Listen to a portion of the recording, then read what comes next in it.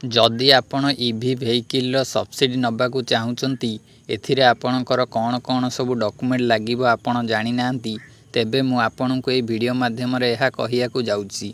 जदि आपणक पाखरे गोटे इलेक्ट्रिक वेहिकल अछि किंबा इलेक्ट्रिक वेहिकल नबार प्लान करूचंती तेबे आपण ए इलेक्ट्रिक वेहिकल किनिबा द्वारा एथिरे आपणकू सब्सिडी मध्य सरकारक तरफ प्रोवाइड करा जाउची।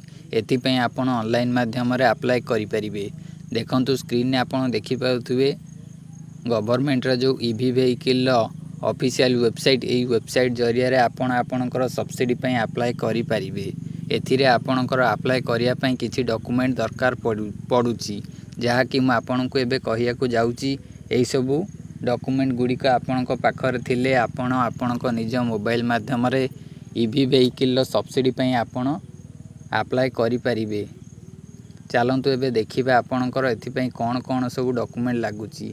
देखंतु प्रथमे एई वेबसाइट को आपण आसीबे। एठी आपणको क्लियरली मेंशन करा जाईची आपण देखि परिबे। देखंतु तळे एठी आपणको गोटे ऑप्शन देखिया को मिलुची रिक्वायर्ड डॉक्यूमेंट। ए रिक्वायर्ड डॉक्यूमेंट ऑप्शन ऊपर क्लिक कर देले आपणको देखिया को मिल जिवो एई ईवी वेहिकल सब्सिडी रे अप्लाई करिया को हेले कोन कोन सब डॉक्यूमेंट रिक्वायर्ड रहिची कोन कोन सब डॉक्यूमेंट आवश्यक रहिची।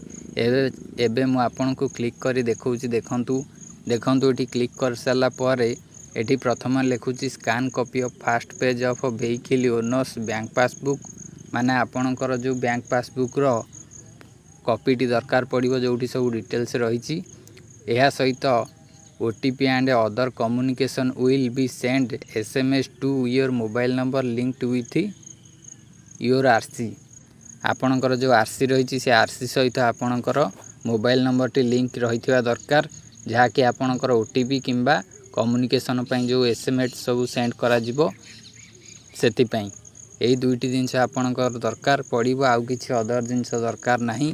एठी देखि पारथुई क्लियरली आउ किछि मेंशन करा जायनी केवल आपणकर पासबुक और आपणकर जो आरसी रही से आरसी रे आपणकर मोबाइल नंबर टी लिंक रही दरकार।